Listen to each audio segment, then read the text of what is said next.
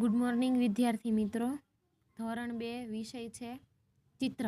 આગળ આપણે વસ્તુ ચિત્ર, પદાર્થ ચિત્ર શીખી ગયા. આજે પણ આપણે વસ્તુ ચિત્ર જ શીખવાનું છે.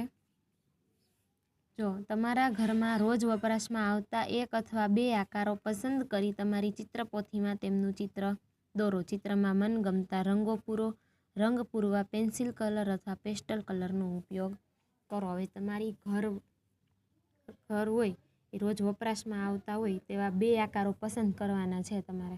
આપણે વસ્તુ ચિત્રમાં આપણે આકાર જોયા: ચોરસ, લંબચોરસ, લંબગોળ, નળાકાર, પિરામિડ આકાર, ત્રિકોણ. તો અહીંયા આપણે એક ડોલ, ટમ્લર, ઘડો અને પ્યાલો આપેલા છે. આ લંબચોરસ પરથી બનશે બંને. આ ગોળ અને આ કેવું છે? થોડુંક ત્રિકોણ છે, ત્રિકોણ ટાઈપ છે.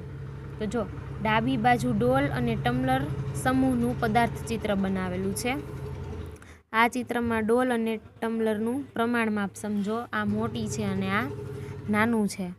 ડોલના પ્રમાણમાં ટમ્લર નાનું છે. ચિત્રની ઉપરની બાજુ પદાર્થ ચિત્ર ડોલ અને ટમ્લરને દોરવા માટેની સરળ રીત દર્શાવેલી છે. અહીંયા જો દર્શાવેલું છે, પહેલાં ચોરસ કરી લીધું છે, ત્યારબાદ એને આવી રીતના બંને સાઈડ થોડી થોડી જગ્યા રાખીને બીજી રેખા દોરેલી છે.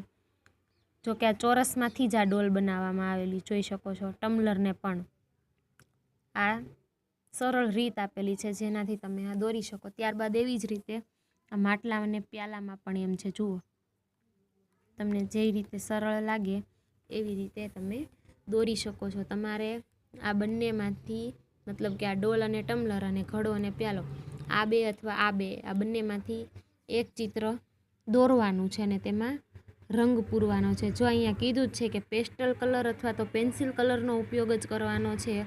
વોટર કલર કે સ્કેચ પેન કલરનો ઉપયોગ કરવાનો નથી.